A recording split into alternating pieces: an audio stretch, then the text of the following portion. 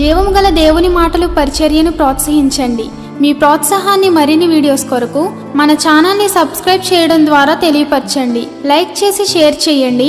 ఈ సువార్త పనిలో మీరును పాలుభాగస్తులు కండి. మధురమైన నామంలో జీవం గల ప్రార్థనా సమూహం అనే ఈ వేదిక పైన చేరి వచ్చిన దైవ ప్రజలందరికీ కూడా నా హృదయపూర్వక వందనాలు.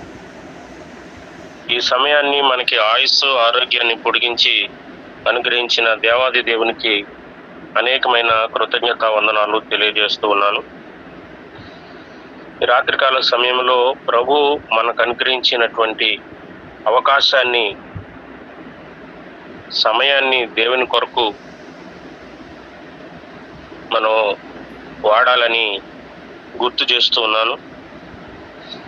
కాలం గతించిపోతుంది. కాలం అనేది ఎవరి కోసం ఆగేది కాదు. కాలము సముద్రంపై వచ్చే అలా ఎవరి కోసం ఆగవని ఒక ఇంగ్లీష్ సామెత అన్నమాట. Time and tides wait for none. కాబట్టి కాలం అనేది ఎవరి కోసం ఆగదు. మన జీవితంలో మనం పుట్టిన దగ్గర నుండి చనిపోయే వరకు కాలం గడిచిపోతూనే ఉంటుంది. గడిచే ప్రతి క్షణం మన జీవితంలో మరి ఎప్పటికీ తిరిగి రాదు. ఈరోజు 2024 సంవత్సరం మే నెల 27వ తేదీ రాత్రి కాలం 9:42 మనం దేవుని మాటలు వినడానికి ఆరంభిస్తున్నాం. ఈ సమయం మన జీవితంలో ఎప్పటికీ రాదు. రాత్రి వస్తుంది, వస్తే ఈరోజు సోమవారం కనుక సోమవారం మళ్ళా రావచ్చు. కానీ 2024 మే 27 సోమవారం రాత్రి 9:42 అనేది నీ జీవితంలో ఇంకెప్పటికీ రాదన్నమాట. కాబట్టి ఈ లోకాన్ని పరిపాలించినటువంటి ఒక చక్రవర్తి నెపోలియన్ అనే వ్యక్తి ఏమంటాడంటే,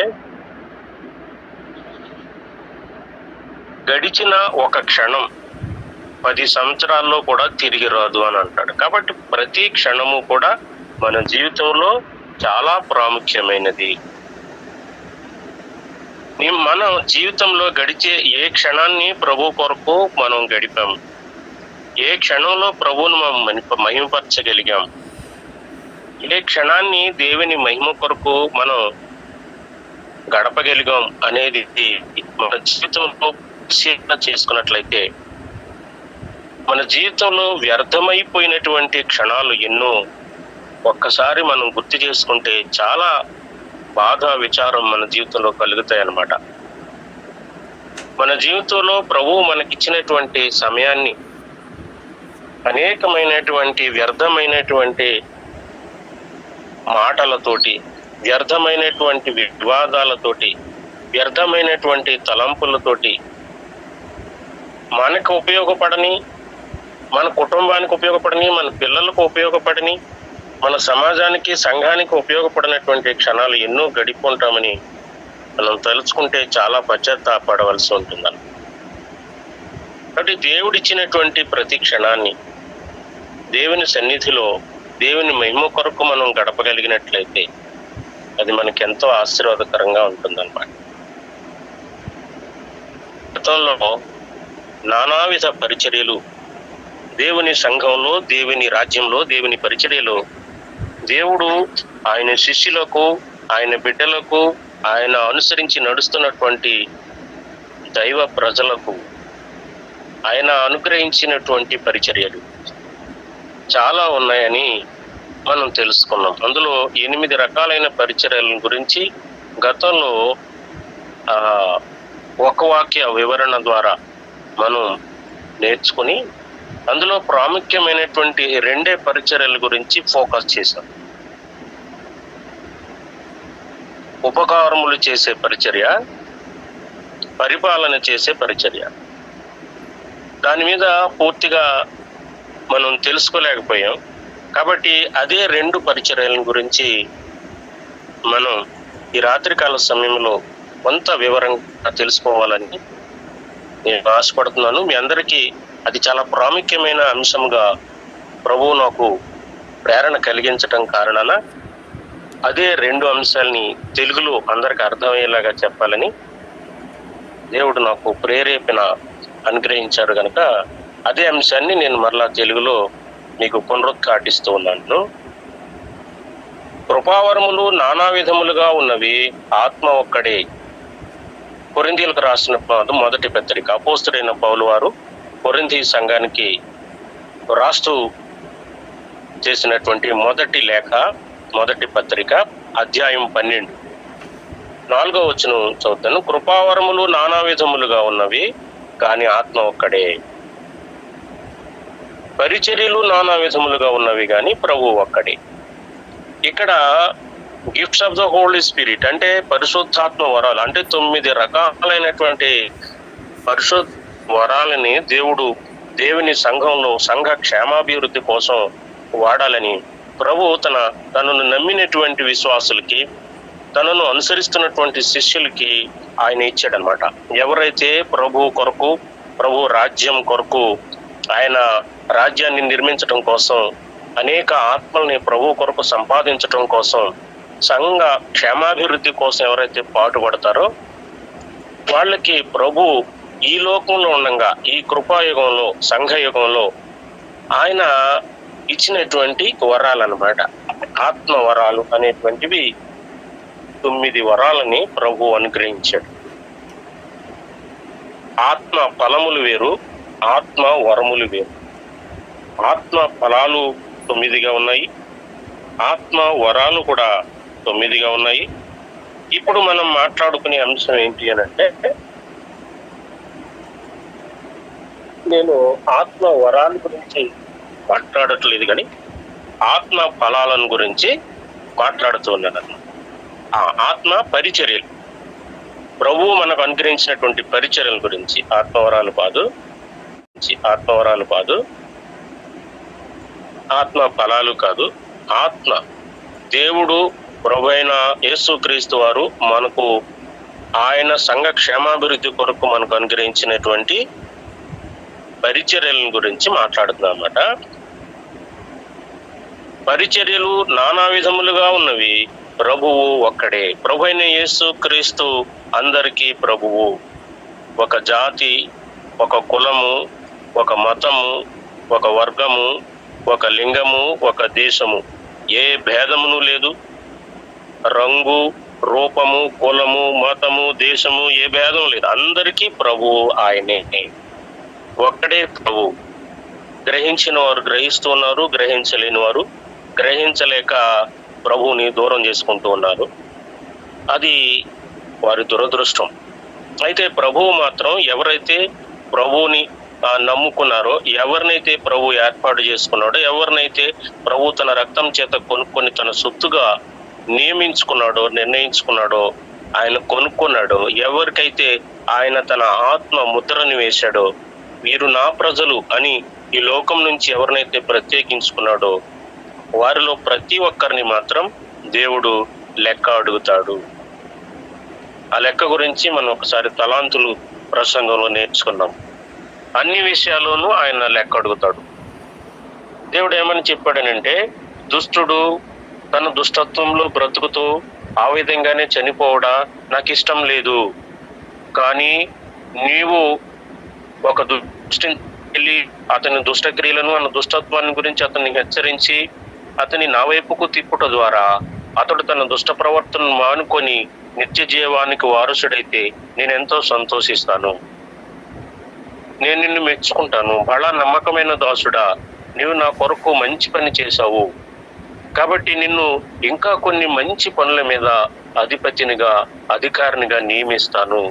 నీకు ఇంకా మరింత పాలించేటువంటి అధికారాన్ని నేను అనుగ్రహిస్తాను అని ప్రభువు చెప్పాడు. అక్కడ ఒక లెక్క మనం అప్పగిస్తా ఉన్నాం. ఇంకో అంటే రెండో పార్శ్వం, అంటే ఆ నాణ్యం యొక్క రెండో పార్శ్వాన్ని ప్రభు ఎలా చెప్పాడు అని అంటే, ఒక దుష్టుడు తన దుష్టత్వంలో జీవిస్తూ దుష్టత్వంలోనే మరణించుట నాకు ఇష్టం లేదు. అతని దగ్గరికి వెళ్ళి నీవు అతని దుష్టత్వం గురించి తెలియజేసి అయ్యా జీవించలేదు, నువ్వు పాపంలో జీవిస్తూ ఉన్నావు, నీ పాపం నుంచి నువ్వు విడుదల పొందాలి, ప్రభువైన యేసుక్రీస్తు వారు మాత్రమే నిన్ను పాపం నుంచి విడిపించగలరయ్యా, ఆయన తన పరిశుద్ధ రక్తాన్ని నీ కొరకు కార్చాడు, ఆయన రక్తంలో నీకు విమోచన ఉంది, ఆయన రక్తంలో నీ జీవితాన్ని కడుక్కొని నీవు మారుమనసు పొంది ప్రభు తట్టు తిరిగితే నువ్వు రక్షణ పొందుతావయ్యా, ప్రభువు నిన్ను పరలోకానికి నడిపిస్తాడు, నీకు నిత్య జీవం దొరుకుతుందని నువ్వు ఆయనకు ప్రకటించినప్పుడు, నువ్వు సువార్త ఆయనకు తెలియజేసినప్పుడు ఆయన తన ప్రవర్తన మార్చుకోకుండా నీకు ఎదురు తిరిగి తన పాప జీవితంలోనే చనిపోయాడు అనుకో, రక్షణ పొందక నరకానికి వెళ్ళిపోయాడు అనుకో, అతని ప్రాణానికి అతడే ఉత్తరవాది. నీవు మాత్రం నేను అనుగ్రహించేటువంటి శిక్ష నుండి తప్పించుకుంటావు. నేను అడిగేటప్పుడు లెక్కలలో ఆ టైంలో కూడా నువ్వు గెలుస్తావు, ఎందుకంటే నువ్వు సువార్త చెప్పావు, అతడు వినలేదు. అయినప్పటికీ బలా నమ్మకమైన దాసుడు అంటాను నిన్ను, ఎందుకని నువ్వు నా మాట విన్నావు, నేను చెప్పిన ఆజ్ఞ ప్రకారం నడుచుకున్నావు, అతనికి సువార్త ప్రకటించావు. అతను వినకపోవుట అతనికి నష్టం కలుగజేస్తుంది, కానీ నువ్వు నా మాట విని అతనికి సువార్త చెప్పావు కాబట్టి నా ఆగ్రహం నుంచి తప్పించుకున్నావు. నిన్ను లెక్క అడిగేటప్పుడు నీవు నిర్దోషిగా అగుపడతావు అని ప్రభువు చెప్పాడు.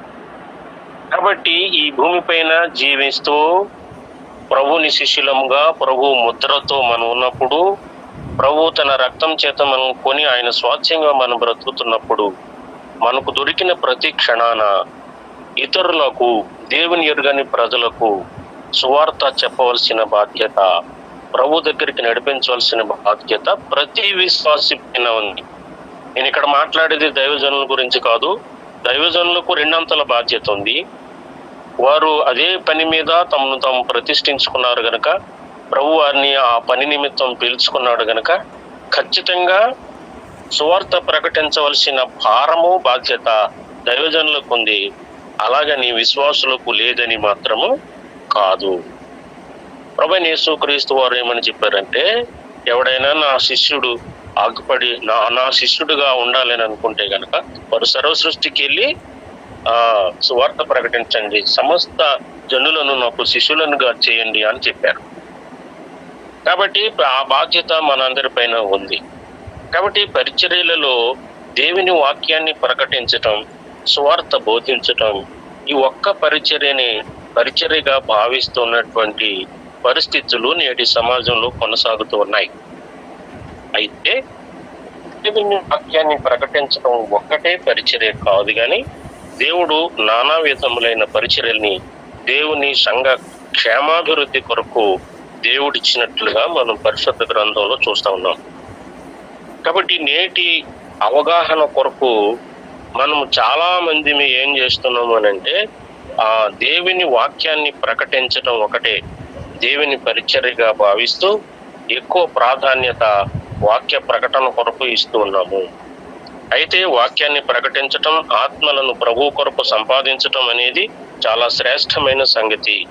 అయితే దేవుడు మనకు అప్పగించినటువంటి ఆ పనికి అనుబంధంగా ఇంకా చాలా రకాలైనటువంటి పరిచర్యలు ఉన్నట్టుగా మనం చూస్తూ ఉన్నాం అన్నమాట. మనము ఇదే అధ్యాయము కొరింథీయులకు రాసిన పత్రిక అపోస్తలుడైన పౌలు వారు కొరింథీయులకు రాస్తూ 12వ అధ్యాయము 25వ వచనంలో మనం చూసినట్లయితే 28వ వచనంలో మనం చూస్తే, మరియు దేవుడు సంఘములో మొదట కొందరిని అపోస్తలుగాను, పిమ్మట కొందరిని ప్రవక్తలుగాను, పిమ్మట కొందరిని బోధకులుగాను, అటు పిమ్మట కొందరిని అద్భుతములు చేయువారిగాను, తరువాత కొందరిని స్వస్థపరచు కృపావములు గలవారుగాను, కొందరిని ఉపకారములు చేయువారిని గాను, కొందరిని ప్రభుత్వములు చేయువారిని గాను, కొందరిని నానా భాషలు మాట్లాడువారి గాను నియమించెను అని మనకి ఇక్కడ స్పష్టంగా తెలియజేయబడతా ఉంది. ఇందులో ఆయన 8 రకాలైనటువంటి పరిచర్యలను మనకు అప్పగించారు. ఈ పరిచర్యలన్నిటిలోనూ మొట్టమొదటిగా మనకి ఇవ్వబడింది ఏమిటి అని అంటే, ప్రవక్తలుగా, అపోస్తలుగా, మొదట అపోస్తలు, తర్వాత కొందరు ప్రవక్తలు, బోధకులు, వీళ్ళందరూ ఉన్నారు. అపోస్తల పరిచర్య అంటే ఏంటంటే అపోస్తలుడు అనే మాటకు పంపబడిన వాడు అని అర్థం. దోస్ హూ ఆర్ సెంట్, ఎవరినైతే పంపించారో వారిని అపోస్తలు అని అన్నారు. అంటే అపోస్తలు అని అంటే మరో అర్థంలో ఎవరైతే యేసు ప్రభువుతో కలిసి తిరిగారో, ఎవరైతే యేసు ప్రభువుతో కలిసి జీవించారో, ఎవరైతే యేసు ప్రభువు చేసినటువంటి అద్భుతాలని కళ్ళారా చూశారో, ఎవరైతే యేసు ప్రభువు నోటి నుంచి వచ్చినటువంటి అద్భుతమైన అమృత వాక్కులను, ఆయన ప్రసంగాలను, ఆయన మరి జీవం కలిగిన వాక్కులను స్వయంగా ఆయన వెంట తిరుగుతూ విన్నారో వారిని అపోస్తలులు అని అన్నారు. కాబట్టి ఎవరైతే ప్రభు చెప్పిన దాన్ని వింటూ, ఆయన చేసిన దాన్ని చూస్తూ, ఆయనను తాకి, ఆయనను పట్టుకొని, ఆయనతో కలిసి తిరిగినటువంటి ప్రజలను అపోస్తలులు అని మనం పిలవడం జరిగింది. తర్వాత అపోస్తలు అనే మాటకు పంపబడిన వారు అని ఒక అర్థం ఉన్నది. అపోస్తలులను ప్రభువు తన వెంట తిరుగుతూ ఉన్నటువంటి శిష్యులను, అందులో ముఖ్యమైనటువంటి 12 మందిని ఏర్పాటు చేసుకున్నారు. మరో చోట 70 మంది శిష్యులను కూడా ఆయన ఏర్పాటు చేసుకున్నట్టుగా మనం చూస్తా ఉన్నాం. కాబట్టి ఆయా సమయాల్లో, సందర్భాల్లో కలిగినటువంటి పరిస్థితులను బట్టి 12 మంది శిష్యులు మాత్రం ఆయనతో కడవరకు నిలబడినట్లుగా మనం చూస్తా ఉన్నాం.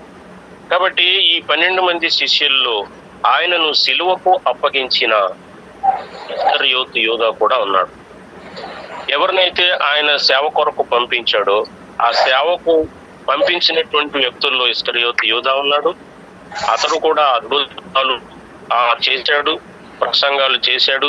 ఆ స్వస్థత జరిగిన తర్వాత తిరిగి వచ్చి దేవుని దగ్గర చెప్పాడు, అద్భుతాలు జరుగుతూ ఉన్నాయి, దెయ్యములు కూడా వెళ్ళగొడతా ఉన్నాం, మేము దెయ్యాలు కూడా ఈ మాటకు భయపడుతున్నాయని చెప్పినప్పుడు, వాటి గురించి కాదు కానీ మీ పేర్లు జీవ గ్రంథంలో రాయబడినందుకు సంతోషించండి అని ప్రభువు చెప్తారు. కాబట్టి ఈ విధంగా బోధ చేసేటువంటి వ్యక్తులు మన మధ్య ఉన్నారు. అంటే ఇది అపోస్తలు, ప్రవక్తలు, బోధకులు. మూడవ పరిచర్య. ఈ మూడవ పరిచర్య అనేది దేవుని సంఘాల్లో విరివిగా జరుగుతూ ఉంది. ఈ బోధకుల్లో ఉండేటువంటి ఒక భయంకరమైనటువంటి నమ్మకం ఏంటి అని అంటే, సంఘ క్షేమానికి ప్రమాదకరమైనటువంటి నమ్మకం ఏమిటి అని అంటే, ఈ రాత్రికాల సమయంలో ప్రభువు నా ద్వారా చెప్తా ఉన్న ఈ సంగతి ఏంటి అని అంటే, వీళ్ళు ఏమనుకుంటారంటే, నేను చాలా బాగా వాక్యం బోధిస్తూ ఉన్నాను, అంతర్జాతీయంగా వాడబడుతున్నాను, నేను దేశాలకు వెళ్తా ఉన్నాను, మన భారతదేశంలోనే చాలా రాష్ట్రాల్లో నేను వాక్యం చెప్తా ఉన్నాను, నా వాక్యం వినడానికి చాలా మంది కూడి వస్తున్నారు అని తలుస్తూ ఉన్నాడు. అలా తలుస్తూ దేవుడు నా ప్రార్థన ద్వారా ఏ అద్భుతాలు చేయటం లేదు, ఏ స్వస్థతలు చేయటం లేదు, ఏ ఆశ్చర్యకార్యాలు నా ప్రార్థనలో జరగట్లేదు. కాబట్టి ఈ స్వస్థతలు, ఈ అద్భుతాలు చేసేటువంటి ఈ వరాలు అనేటువంటివి అబద్ధం, అవి కేవలం అపోస్తలుల కాలానికి, ఆదిమ సంఘ కాలానికి మాత్రమే చెందినవని తెలుస్తూ ఉన్నాడు. అది చాలా తప్పు భావన అన్నమాట. ప్రభువు ఎవరిని ఏ పని కొరకు, ఏ పరిచర్య కొరకు పిలుచుకున్నాడో ఆ పరిచర్య కొరకే వాడుకోవడం దేవునికి ఇష్టం. అన్ని పరిచర్యలు అందరికి ఇస్తే అందరూ దాన్ని బాధ్యతగా చేయలేరు. తలాంతుల ఉపమానంలో మనం తెలుసుకున్నాం, 5 తలాంతుల్ని వాడుకోగలిగిన సామర్థ్యం ఉన్నవాడికి 5 ఇచ్చాడు. ఒక తలాంతు ఇచ్చిన వాడికి ఒకటే కూడా వాడుకోలేక చతికిలబడినట్టుగా దేవుణ్ణి నిందించి దేవుడికి వ్యతిరేక్తుడై శిక్షకు గురైనట్టుగా మనం చూస్తా ఉన్నాం. కాబట్టి నీ సామర్థ్యం ఎంతవరకు ఉందో, నీవు ఎంతవరకు దేవుని మహిమపరచగలవో, దేవుని కొరకు నువ్వు ఎంతవరకు పని చేయగలవో, ఆ సామర్థ్యం కొలిగి, నీ సామర్థ్యం కొలది ప్రభువు నీకు పరిచర్యను అప్పగించేవారుగా ఉన్నాడు. ఇప్పుడు మనం ఏ పని చేయగలిగే వారికి ఆ పని అప్పగించేవారుగా ఉన్నారు. కొంతమంది టీచర్ ట్రైనింగ్ అవుతారు. టీచర్ ట్రైనింగ్ అయిన వాళ్ళకి టీచర్ ఉద్యోగం ఇస్తేనే వాళ్ళు చేయగలుగుతారు. అయితే టీచర్ ఉద్యోగానికి చదివినటువంటి వ్యక్తుల్ని తీసుకెళ్ళి మనం ఇంజనీరింగ్ డిపార్ట్మెంట్లో పెట్టి ఇంజనీరింగ్ పనులు చేయమంటే వాళ్ళు చేయలేరు. కాబట్టి ఎవరి సామర్థ్యానికి తగినట్టుగా దేవుడు వారికి ఆ పరిచర్యను అప్పగిస్తా ఉన్నప్పుడు ఆ పరిచర్యని నమ్మకంగా చేయాలి తప్ప ఇతరులు చేసే పనిని తృణీకరించటం, ఇతరులు చేసేటువంటి పరిచర్యల్ని ద్వేషించటం, ఇతరులు చేసేటువంటి పరిచర్యల్ని మరి విమర్శించటం ఒక పనిగా పెట్టుకొని కొనసాగుతున్న దైవజనులు చాలా శాపగ్రస్తమైన పరిస్థితికి వెళ్ళిపోతారు. దేవుడు మాట్లాడుతూ ఉన్నాడు. అది చాలా దురదృష్టకరమైన సంగతి నేటి సంఘాల్లో జరుగుతూ ఉంది. కొంతమందికి దేవుడు అద్భుతాలు చేసే వరాన్ని ఇచ్చాడు, అది వాస్తవం. ఈ రోజు కూడా దేవుడు కొంతమంది వ్యక్తుల్ని ప్రత్యేకించుకొని ఆయన స్వస్థపరిచేటువంటి వరాలు ఇచ్చాడు, దెయ్యాలను వెళ్ళగొట్టేటువంటి వరాలు ఇచ్చాడు. వారి ద్వారా ఆ ప్రత్యేకమైనటువంటి కార్యక్రమాలు జరుగుతూ ఉన్నాయి. వాళ్ళని ద్వేషించొద్దు, దూషించొద్దు, వాళ్ళని విమర్శించొద్దు. దేవుడు వాళ్ళు మోసం చేస్తున్నారు దేవుని ప్రజలని చెప్పుకుంటూ మరి దైవజనుల్ని విమర్శించుకొని క్రైస్తవ సంఘాల్లో ఒక దురదృష్టకరమైనటువంటి పరిస్థితులకి దిగజార్చేటువంటి ప్రయత్నాలు చేస్తూ ఉన్నారు, సాహసం చేస్తూ ఉన్నారు. ఇది ఎంత మాత్రము క్రైస్తవ సంఘ క్షేమానికి మంచిది కాదు. కాబట్టి దేవుడు మాట్లాడుతూ ఉన్నాడు. దేవుడు ఎవరికి ఏ పనిస్తే ఆ పనిని నమ్మకంగా చేసి దేవుని దగ్గర నుంచి very good man of God, very good disciple, very good my son అనేటువంటి, నా కుమారుడా నువ్వు చాలా మంచి పని చేసావు, నా దాసుడా నువ్వు చాలా మంచి పని చేసావు, నా దాసురాల నువ్వు చాలా మంచి పని చేసావు అని దేవుని దగ్గర నుండి ఒక మంచి సర్టిఫికేట్ మనం తీసుకోవడానికి ప్రయత్నం చేయాలి. అంతేగాని నీ పని నువ్వు ఎలా చేస్తున్నావో నువ్వు తెలుసుకోకోకుండా, నీ పని ఎంత పర్ఫెక్ట్ గా నువ్వు చేసి దేవుని మహిమపరుస్తున్నావో తెలుసుకోకోకుండా నువ్వు ఇతరుల యొక్క పరిచర్యల్ని ద్వేషించడం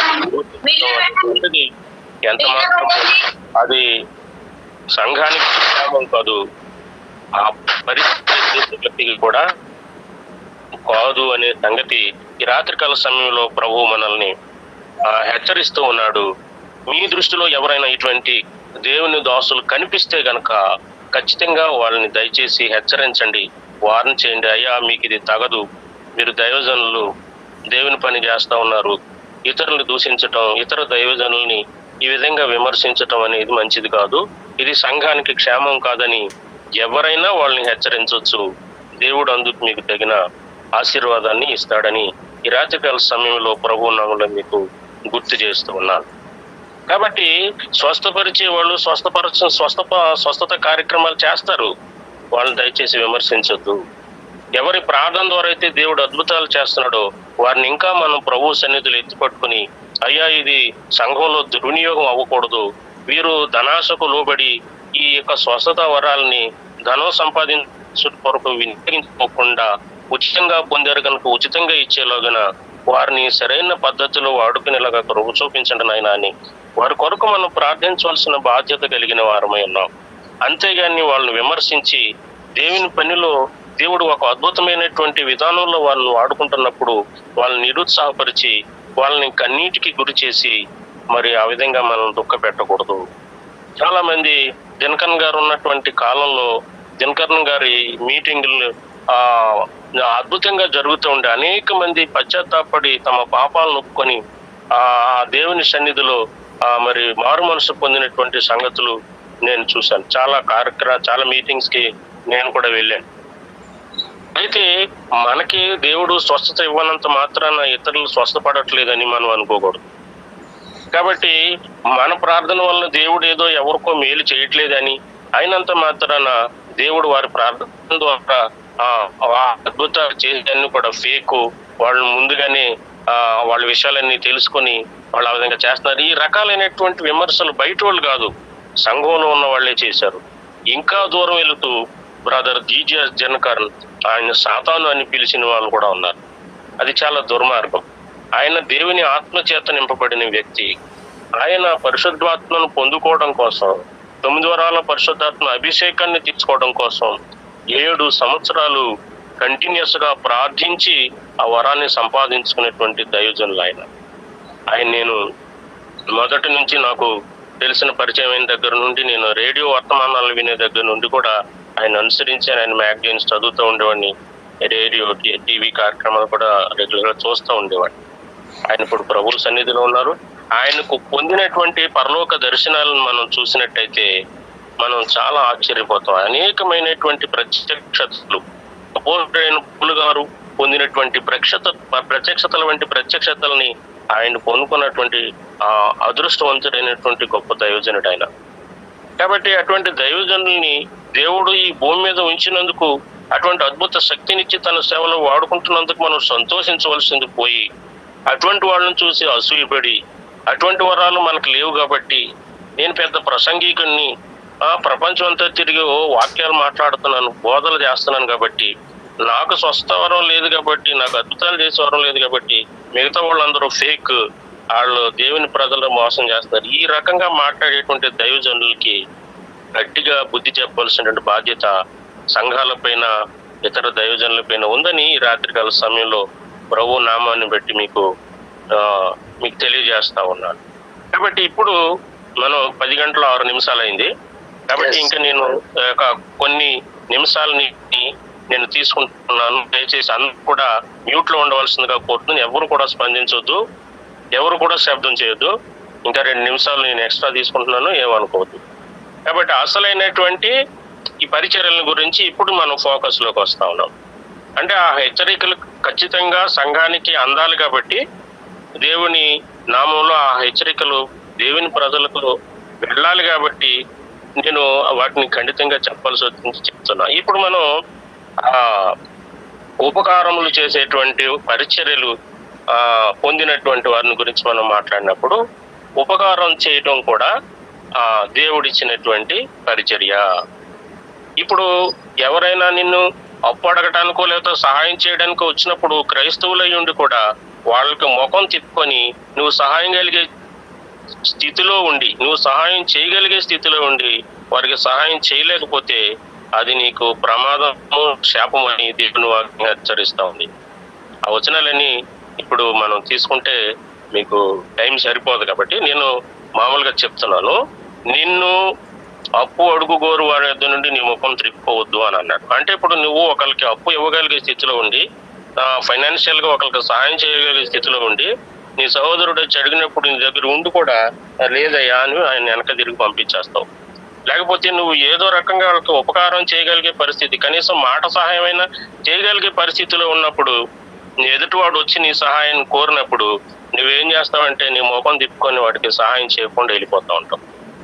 కాబట్టి ఉపకారం చేయటం అనేది కూడా దేవుని పరిచర్య.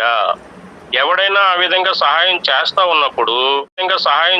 ఉన్నప్పుడు తన దగ్గర లేకపోయినా కానీ ఎవరో ఒకరి ద్వారా ఎవరో ఒకరిని ప్రేరేపించి ఎవరో ఒకరి దగ్గర తీసుకుని ఇంకొకరికి సహాయం చేయటం అనేటువంటిది గొప్ప పరిచర్య. నువ్వు క్రిస్మస్ కి, నువ్వు కొత్త సంవత్సరానికి, నువ్వు పెళ్లి రోజుకి, పుట్టినరోజుకి లక్షలు ఖర్చు పెట్టేసి డెకరేషన్లు చేసి ఖరీదైనటువంటి బట్టలు కట్టుకొని నీ ఇష్టానుసారంగా దేవుడు నీకు ఇచ్చినటువంటి డబ్బుని నువ్వు ఖర్చు పెట్టుకొని పేదవారిని కనికరించకుండా, కష్టాల్లో కన్నీళ్ళలో ఉన్నటువంటి వారిని ఆదరించకుండా నీ ఇష్టానుసారంగా జీవిస్తే అది క్రైస్తవ జీవితం ఎంత మాత్రము కాదని దేవుడు హెచ్చరిస్తూ ఉన్నాడు. జాగ్రత్త సుమి, పుట్టినరోజులు చేసుకోమని బైబిల్ ఎక్కడా లేదు, పెళ్లి రోజులు చేసుకోమని బైబిల్ ఎక్కడా లేదు. ఏంటి, నువ్వు పండుగల్ని ఆచరించమని ప్రభువు ఆనాడు ప్రజలు 40 సంవత్సరాల అరణ్యంలో తిరుగుతూ ఉంటే వాళ్ళకి మానసిక ఉల్లాసం కొరకు, వాళ్ళు సంతోషంగా దేవుని సందులో గడపటం కొరకు కొన్ని పండుగలను ప్రభు ఏర్పాటు చేశాడు. ప్రభువుని అంగీకరించి ప్రభు రక్తంలో కడగబడి పరలోక రాజ్యానికి వారసులై నిత్య జీవానికి వారసులైన ప్రతి విశ్వాసికి ప్రతి దినము పండుగే. ఎప్పుడైతే నువ్వు ప్రభువులో సంతోషంగా ఉంటావో అది నీకు పండగ దినమే. కాబట్టి నేను పుట్టినరోజులు జరుపుకునే వాళ్ళని, పెళ్లి రోజులు జరుపుకునే వాళ్ళని, ఈ శుభ సందర్భాలు మరి విలాసంగా చేసుకుని నేను విమర్శించలేదు, దయచేసి గమనించండి. అయితే ఆ విధంగా మీరు అనేకమైనటువంటి ఆ చాలా ధనాన్ని వ్యర్థంగా వేస్ట్ చేస్తా ఉన్నారు. కాబట్టి ప్రభువు ఏమన్నాడనంటే పేదలను కనికరించమన్నాడు. పేదవారికి సహాయం చేసేవాడు యెహోవాకు అప్పిచ్చేవాడు అని చెప్పాడు. పేదవాళ్ళని కనికరించేవాడు యెహోవాకు అప్పిచ్చేవాడు అన్నాడు. దేవుడికే అప్పిచ్చేటువంటి గొప్ప ధన్యత నీకుంటే దేవుని దగ్గర నుంచి ఎప్పుడు తీసుకోవడానికి నువ్వు ఆశపడతా ఉంటావు. కాబట్టి నీవు దేవునికి చెప్పినట్టుగా దేవునికి లోబడి జీవించటం అనేది మనం నేర్చుకోవాలి. కానీ దేవునికి వ్యతిరేకంగా జీవించటం అనేది అది ఎంత మాత్రమూ తగదు. చాలా మంది క్రిస్మస్ కి పెద్ద పెద్ద ఆడంబరంగా డెకరేషన్లు చేసి మరి పార్టీలు పెట్టుకొని డీజే డ్యాన్సులు వేసుకొని లక్షలు ఖర్చు పెడతా ఉంటారు. ఆ ఇంటి పక్కన వాడు పాపం వైద్యం చేయించుకోవడానికి ఆసుపత్రికి వెళ్ళాక విలవిల్లాడిపోతా ఉంటే 10 రూపాయలు కూడా ఇవ్వరు. పాపం వైద్యం చేయించుకోలేక ప్రభు అదే పరిస్థితుల్లో వాళ్ళు చనిపోతా ఉంటారు. అటువంటి వాళ్ళు ఆత్మల విషయంలో ప్రభు నిన్ను లెక్క అడగడా? నువ్వు ప్రభు దగ్గరికి వెళ్ళిన తర్వాత నువ్వు నీ పుట్టినరోజుకి ఎన్ని లక్షలు ఖర్చు పెట్టావు, ఎన్ని వేలు ఖర్చు పెట్టావు? నీ పక్కన ఉన్నవాడు పాపం ఆసుపత్రికి వెళ్ళి వైద్యం చేయించుకోలేక అదే పరిస్థితుల్లో మరణిస్తే ప్రభు నిన్ను లెక్క అడగడా? ఖచ్చితంగా అడుగుతాడు. కాబట్టి నీ దగ్గర 10 రూపాయలు ఉన్నప్పుడు 5 రూపాయలు నీకు చాలు నీ జీవితం సుఖంగా వెళ్ళిపోవటానికి అనుకున్నప్పుడు మిగతా 5 రూపాయలని నీ పొరుగువాని క్షేమం కొరకు ఖర్చు పెట్టమని ప్రభువు చెప్పాడు. నిన్ను వలే నీ పొరుగువాన్ని ప్రేమించమని ఎందుకు చెప్పాడు అని అంటే, పొరుగువానిలో మనల్ని మనం చూసుకోవాలా. మనకేదో కాపు వచ్చింది అనుకోండి, మందు వేసుకోకుండా ఉండం కదా. మనకేదో భయంకరమైన జబ్బు వచ్చింది, ఆసుపత్రికి వెళ్ళి చూపించుకోకుండా ఉండం కదా.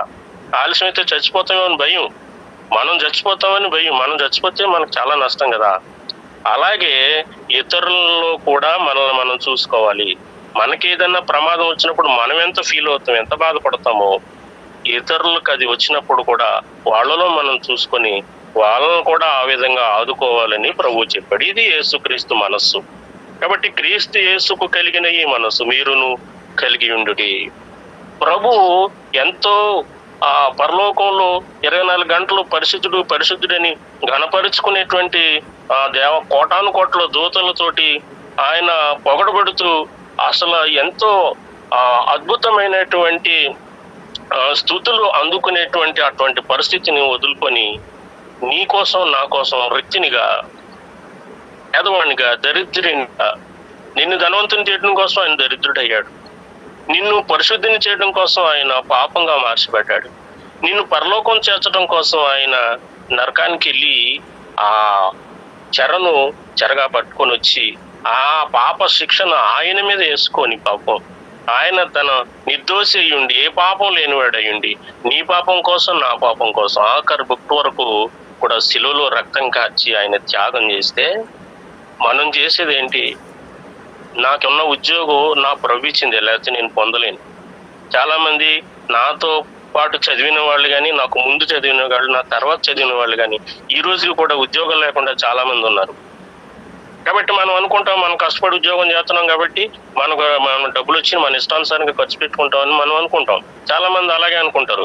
ఉదయం నుంచి సాయంత్రం వరకు ఖర్చు పడుతున్నాయి కానీ 300 రావట్లేదంటే, 400 రావట్లేదు, లేకపోతే 1000 రూపాయలు రావట్లేదు, నేను కష్టపడ్డాను కాబట్టి నేను రెస్టారెంట్ ఖర్చు పెట్టుకుంటానని చాలా మంది వ్యక్తులు దేవుని సన్నిధికి వెళ్తూ వాక్యం చదువుతూ ప్రార్థన చేస్తూనే ఉంటానే ఉంటారు. వాళ్ళ ఇష్టానుసారంగా ఆలోచనలు కలిగి ఉంటారు.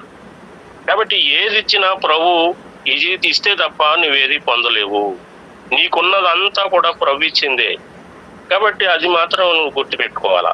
కాబట్టి అది ఉపకారం చేయటం అనేటువంటిది ఒక గొప్ప పరిచర్య. కాబట్టి నీ ముందున్నటువంటి భక్తులు చాలా మంది ఈ విధంగా ఉపకార పరిచర్యలు చేశారు.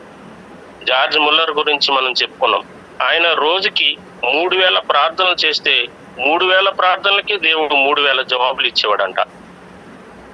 వేలాది మంది అనాథలైనటువంటి పిల్లల్ని, తండ్రి లేని వాళ్ళని, తల్లి లేని వాళ్ళని, తల్లిదండ్రులు ఎదురు లేని వాళ్ళని, వాళ్ళు ఎవరు లేని వాళ్ళని చేరదీసి వాళ్ళకి భోజనం పెట్టి, వాళ్ళకి చదువు చెప్పించి, వాళ్ళకి వివాహాలు చేసి ఒక ఉన్నతమైన స్థానానికి వాళ్ళని సమాజంలో నిలబెట్టి ప్రేమకి చాటగలిగాడు. కాబట్టి ఉపకారం చేసేది ఒక పరిచర్య. మనం అందరం ఆ పరిచర్య చేయలేకపోవచ్చు. చేసేవాళ్ళు ఎవరైనా ఉంటే మనం ఎంకరేజ్ చేయాలి ఖచ్చితంగా. దేవుడు నీకు 10 రూపాయలు ఇచ్చాడు అనుకోండి, ఆ ఉపకారం చేసే వాళ్ళకు 1 రూపాయి ఇచ్చి, సార్ ఇది ఎవరికన్నా ఉపయోగపడుతుందేమో ఉపయోగించండి అని అటువంటి వాళ్ళని ఎంకరేజ్ చేసి ఆ విధంగా అవసరాన్ని గుర్తెరిగి మనం ఉపకార పరిచర్యలో మనం ముందుకెళ్తే దేవుడు నిన్ను ఆశీర్వదిస్తాడు. నీవే ఒక ఉపకార పరిచర్య నువ్వు చేయొచ్చు. అనాథ పిల్లలకు ఒక బ్రదర్ ఇక్కడ తీసి వాళ్ళందరికీ భోజనం పెట్టి చదువులు చెప్పిస్తా ఉన్నాడు. ఇలాగూ ప్రభువులు లేని వాళ్ళు కూడా ఇటువంటి పరిచర్యలు చేస్తున్నారు, ఉపకార పరిచర్య. కాబట్టి ఉపకార పరిచర్య అనేటువంటిది ఒక గొప్ప వరము, దేవుడు అనుగ్రహించినటువంటి గొప్ప పరిచర్య.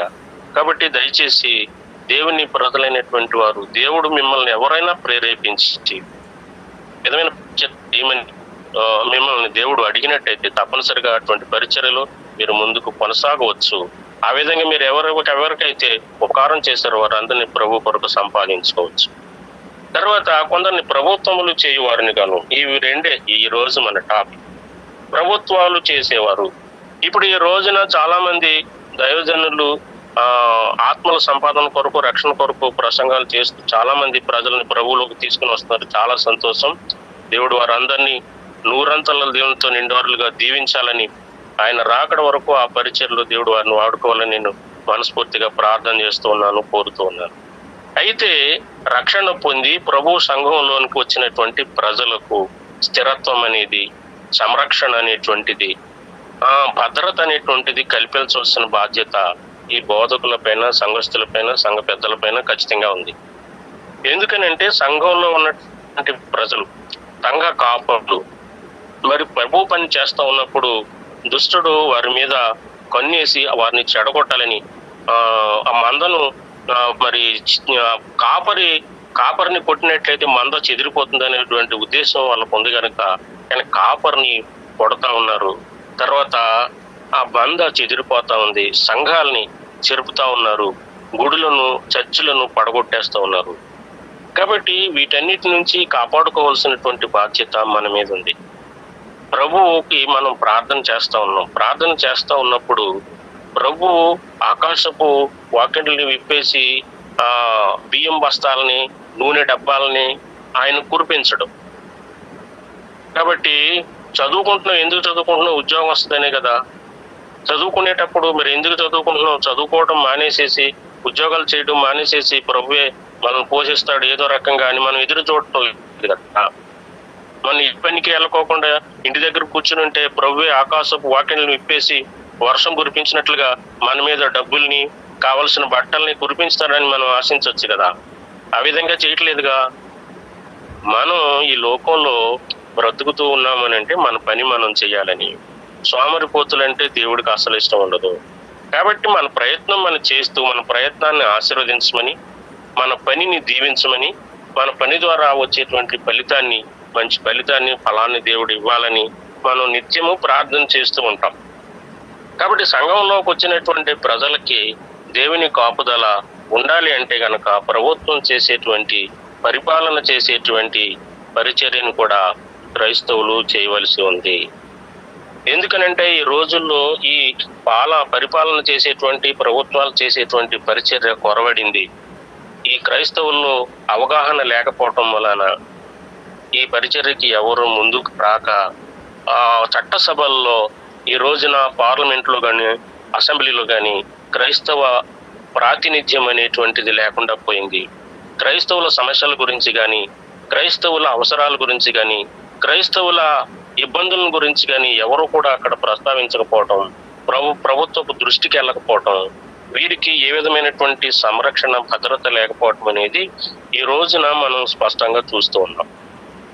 మణిపూర్ రాష్ట్రంలో ఈ రెండు ప్రభుత్వాలు కలిసి, రాష్ట్రము, కేంద్ర ప్రభుత్వాలు రెండు కలిసి ఒక రాష్ట్రాన్ని లేకుండా చేయాలని, అక్కడ క్రైస్తవ్యము అనేటువంటి దాన్ని నామరూపాలు లేకుండా తీసివేయాలని చేస్తున్నటువంటి ప్రయత్నం ఎంత దురదృష్టకరమో ఆలోచించండి. అదే క్రైస్తవుల్లో కొంతమంది ఎంపీలు, కొంతమంది మంత్రులు, కొంతమంది ఎమ్మెల్యేలు, ఇటువంటి వ్యక్తులు ఉన్నట్టయితే వాళ్ళు ఖచ్చితంగా ప్రభుత్వాన్ని నిలదీస్తారు. క్రైస్తవులు ఓట్లయితే మీకు కావాలి కానీ క్రైస్తవులను మీరు సంరక్షించరా? క్రైస్తవులు భారతీయులు కదా? వీళ్ళందరూ భారతదేశంలో పుట్టిన వాళ్ళు కదా? భారతదేశపు పౌరుషత్వం వాళ్ళకి లేదా? భారతదేశంలో వాళ్ళు పుట్టలేదా? మీ ప్రభుత్వాలకి మేము అందరితో పాటు పన్నులు కట్టట్లేదా? ఇప్పుడు స్టేట్ గవర్నమెంట్ వాళ్ళు జిఎస్టీ వేస్తున్నారు, గూడ్స్ అండ్ సర్వీసెస్ ట్యాక్స్ అని చెప్పేసి. మనం వాడేటువంటి ప్రతి వస్తువు మీద జిఎస్టీ కడుతున్నాం. మనం హిందువులు ఒక్కళ్ళే కడుతున్నారా? ముస్లింలు కట్టట్లేదా? క్రైస్తవులు కట్టట్లేదా? ఇతర అంబేద్కరిస్టులు కట్టట్లేదా? నాస్తికులు కట్టట్లేదా? మాకు ఏ దేవుడు లేడనే ప్రజలు కూడా ఈ ప్రభుత్వానికి పన్నులు కడతా ఉన్నారు. ఎవరి దగ్గర అయితే ప్రభుత్వం పన్నులు వసూలు చేస్తూ ఉందో వారి యొక్క ప్రతి అవసరతను తీర్చవలసినటువంటి బాధ్యత ప్రభుత్వం మీద ఉంది. అది ప్రభుత్వం యొక్క బాధ్యత. కాబట్టి ప్రభుత్వానికి వారి బాధ్యతను గుర్తు చేయగలిగేటువంటి ప్రజా ప్రాతినిధ్యం అనేటువంటిది ఖచ్చితంగా చట్టసభలో ఉండవలసినటువంటి అవసరత ఉందని ప్రభు మనకి ఈ రాత్రి కాలంలో గుర్తు చేస్తా ఉన్నాడు. కాబట్టి పాలన చేసేటువంటి పరిచర్య అది ఖచ్చితంగా క్రైస్తవ సమాజంలో నుంచి, క్రైస్తవ సంఘాల్లో నుంచి రావాలి అనేటువంటిది ప్రభువు తెలియజేస్తున్నటువంటి ఒక సత్యం. ఈ రోజున చాలా మంది చాలా రకాలైనటువంటి పరిచర్యలు చేస్తా ఉన్నారు, కానీ ఈ పాలనాపరమైనటువంటి పరిచర్యలు చేయలేకపోతా ఉన్నారు. ఒక్కళ్ళు ఇద్దరు మన క్రైస్తవ ప్రాతినిధ్యం నుంచి వెళ్తున్నారు, కానీ అక్కడ నుంచి ఎవరిని మాట్లాడనివ్వట్లేదు. వాళ్ళు నోళ్ళు మూసేస్తున్నారు, ఎవరు పలకట్లేదు, సమస్యల గురించి మాట్లాడట్లేదు. ఎన్నికలు వచ్చినప్పుడు ఏవో వాగ్దానాలు చేస్తున్నారు, మీకు అది చేస్తాం, చర్చిలు కడతాం, మీకు ఎన్నో ఉపకారాలు చేస్తాము, తర్వాత పాస్టర్లందరికీ నెల నెల జీతాలు ఇస్తామని చెప్పి వాగ్దానాలు చేస్తున్నారు. వారి మాటలు నమ్మి క్రైస్తవులందరూ గంపగుత్తగా తీసుకెళ్లి ఓట్లు వేస్తున్నారు. ఓట్లు వేసిన తర్వాత వాళ్ళు గెలిచిన తర్వాత చేసిన ప్రమాణాన్ని మర్చిపోతా ఉన్నారు. పాస్టర్లను తీసుకెళ్లి జైల్లో వేసి కొడతా ఉంటే, అక్రమ కేసులు బనాయిస్తూ ఉంటే ఒక్క రాజకీయ ప్రతినిధి కానీ, ఒక్క ప్రజాప్రతినిధి కానీ నోరెత్తి మాట్లాడట్లే. ఆంధ్రప్రదేశ్ రాష్ట్రంలో కానీ, భారతదేశ వ్యాప్తంగా కానీ క్రైస్తవుల పైన జరుగుతున్న హింస పైన ఏ ప్రజాప్రతినిధి అయినా కౌంటర్ వేసాడా లేక మాట్లాడా? ఎవరో ఒక్కరో ఇద్దరు తప్ప ఎవరూ మాట్లాడట్లే.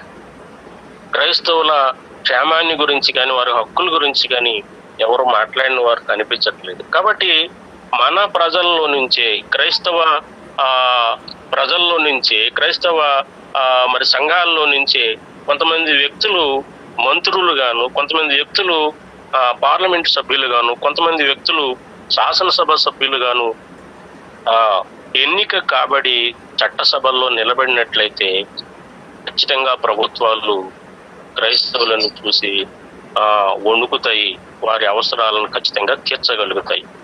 ఇంతకీ వీరు ఆడేటువంటి జిమ్మిక్కులు, ఈ ఆటలు ఏమిటి అని అంటే కేవలం పదవి కోసం మాత్రమే. క్రైస్తవులు అనేటువంటి ప్రజలు ఏది చెప్తే అది నమ్ముతారు, మనం చెప్తే ఓట్లు వేసేస్తారు. వాళ్ళు తిరిగి వాళ్ళ రావాల్సినటువంటి హక్కుల గురించి కానీ, వాళ్ళకి రావాల్సినటువంటి సంక్షేమ పథకాల గురించి కానీ వారు అడగరు. వారు నోళ్ళు లేని వారు, ఎల్లప్పుడూ ప్రార్థన చేస్తూ ఉంటారు. కాబట్టి మనం ఏమీ వాళ్ళకి చేయక్కర్లేదు, వాళ్ళ దేవుడు వాళ్ళకి ఇచ్చేస్తాడు అనేటువంటి నమ్మకం వాళ్ళు కలిగిందనమాట. ఇంకొక దురదృష్టకరమైనటువంటి అపనమ్మకం లేదా అది వేరే అపోహ రాజకీయ నాయకుల్లో ఉన్నది ఏంటంటే, ఇతర దేశాల నుంచి క్రైస్తవ ప్రజలకి ధననిధులు వచ్చేస్తా ఉన్నాయి, ఆ ధననిధులతోటి వీళ్ళు సుఖంగా బ్రతుకుతున్నారు, విలాసంగా బ్రతికేస్తున్నారు అనేటువంటి ఒక అపనమ్మకం, అపోహ అనేటువంటిది రాజకీయ నాయకులని ఇతర వ్యక్తుల్లోనూ. కాబట్టి ఈ రోజుల్లో ఎంతమంది క్రైస్తవ బిడ్డలకి విదేశీ సహాయం వచ్చేసి, విదేశీ ధన్యతలు వచ్చేసి వాళ్ళు విలాసవంతంగా బతుకుతున్నారండి? ఎవరో 1,000,000 మందిలో ఒకరికో ఇద్దరికో ఎవరికో వస్తే 1,000,000 మందికి వచ్చేసినట్ట. క్రైస్తవ జీవితాలు ఎంత దుర్భరంగా బతుకుతున్నారండి. వాళ్ళు తినటానికి తిండి లేకుండా, కట్టుకోవటానికి బట్టలు లేకోకుండా, వాళ్ళు ప్రభు కొరకు తొడుక్కోవడానికి అంటే నడవటానికి చెప్పులు కూడా లేకోకుండా నడిచేటువంటి ప్రజలు ఈ రోజున ఉన్నారు. ఏ రోజు కష్టపడితే ఆ రోజు మాత్రమే మనకి పొయ్యి మీదకి కొండెక్కేటువంటి ప్రజలు ప్రభువులో నడుస్తూ ఉన్నారు. కాబట్టి అటువంటి వాళ్ళందరికీ కూడాను క్షేమాన్ని, సంక్షేమాన్ని ఇవ్వవలసినటువంటి బాధ్యత సంఘ నాయకులకు ఉంది, సంఘ విశ్వాసులకు ఉంది, బోధకులకు, పాస్టర్లకు, కాపర్లకు అందరికీ ఉంది. కాబట్టి వీళ్ళందరూ ఆ విధంగా ఆలోచించవలసినటువంటి బాధ్యత ఉంది. ఒకప్పుడైతే ఎంత అవగాహన, ఇంత సాంకేతిక విప్లవం అనేటువంటిది లేదు. ఈ రోజున సాంకేతికంగా విప్లవం ఉంది, సైన్స్ డెవలప్ అయింది. కాబట్టి ఇవన్నిటినీ కూడా ప్రవహించినటువంటి వరాలన్నిటినీ, ఈ యొక్క అవకాశాలన్నిటినీ వాడుకొని క్రైస్తవ జనాంగం అనేటువంటి, క్రైస్తవ ప్రజలు అనేటువంటి వాళ్ళు, దైవ జనాంగం, దేవుని ప్రజలు, దైవ దాసులు అనేటువంటి వాళ్ళు, కాపర్లు అనేటువంటి వాళ్ళు గుర్తెరిగి పాలనా పరిచర్యలో కూడా పాలు పొందుతూ శ్రేష్టమైనటువంటి దేవుని అభిషేకం ఉన్నటువంటి దైవ జ్ఞానము కలిగినటువంటి ప్రజలను మన సంఘాల్లో నుంచి ప్రత్యేకించి ప్రభు కొరకు ప్రతిష్ఠించి సంఘక్షేమం కొరకు వారిని చట్టసభలకు శాసనసభలకు పంపించవలసిందిగా ప్రభువుని మనం వేడుకుందాం. అటువంటి ప్రయత్నాలు సంఘాల్లో ఈనాటి నుంచి చేస్తారని విశ్వసిస్తూ ప్రభు ఈ మాటలను మన విడికిలో మన ఆశీర్వాద కొరకు సంఘక్షేమం కొరకు ఆశీర్వదించాలని కోరుతున్నాను. ప్రార్థన చేసుకుందామండి.